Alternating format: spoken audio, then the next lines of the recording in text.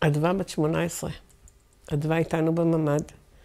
מאוד לחוצה, מאוד רוצה כאילו מצד אחד להיות עם אבא, אבל היא מבינה שהיא לא יכולה ללכת. ואז קיבלנו הודעה לנעול את הבתים ולהסתגר בממד עד להודעה חדשה.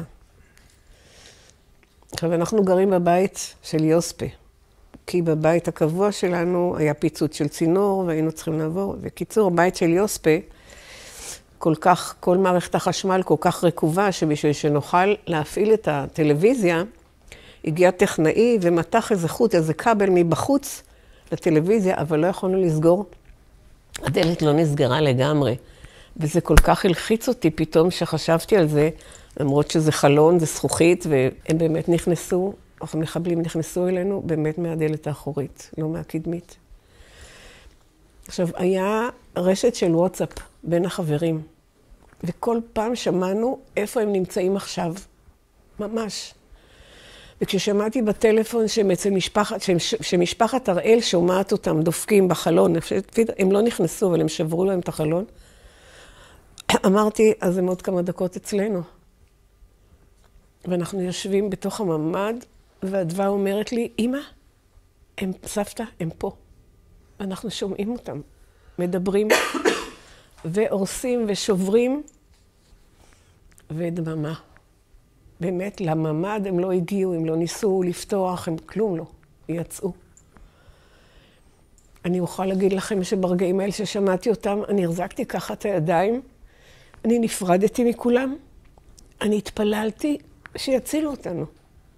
כי ידעתי שזה עוד לפני ששמענו שאילן נהרג, בכלל את כל הדברים האלה רק שמענו במשמר הנגב, לא ידענו מה קורה בכלל. מי שידע והשתולל זה רותם שלא הייתה בבית ולילך, הם ידעו מה קורה. בקיבוץ אנחנו לא ידענו שזה עד כדי כך. כל פעמים אחרי שהם היו אצלנו, אנחנו שומעים ככה שמישהו שובר את החלון הקדמי ונכנס.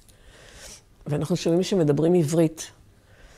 אדווה פתחה את הדלת, אבל היא מיד סגרה. ואמרו לה, כן, כן, זה אנחנו, זה חיילים של צה"ל. את יכולה לפתוח. פתחנו. והוואטסאפ האחרון שהגיע ברשת הזאת של הוואטסאפים, זה וואטסאפ מדוד.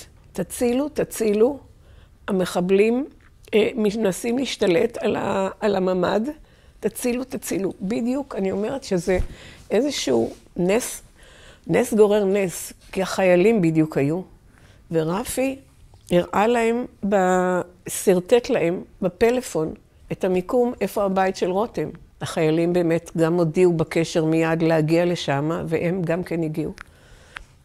ובתוך הבית של רותם, כשדוד מנסה להחזיק כבר בשארית כוחותיו, הוא אמר לי באיזשהו שלב כשנפגשנו, הוא אומר, אני הרגשתי שאני כבר מוותר, אין לי כוח כבר יותר.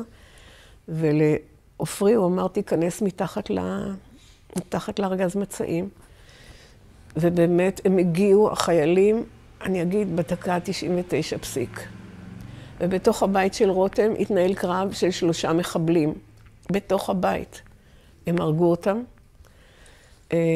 נסתבר אחר כך, כי אנחנו נפגשנו במשמר הנגב עם עופרי, ראיתי את החולצה הלבנה שלו פה מוקתמת בדם, וכמובן הוא חיבק אותי ואמר לי, סורקה, אנחנו לא חוזרים לנחל עוז וגם אתם לא. אמרתי, עופריקי, מה קרה לך? ובדיוק איזה חובש בא לחבוש אותו. הסתבר שחיילים כשהגיעו, הם חשבו שעדיין יש מחבלים שם שמחזיקים אותם כבני ערובה, כי הם צעקו צה"ל, ודוד פחד לענות. אז הם ירו, כאילו, יריעה כזאת באלכסון, משהו מאוד, כאילו, ואמרו, אם הם נמצאים שם מחבלים, אז הם יענו לנו. ואז הם הבינו שלא, שדוד והוציאו אותם מיד.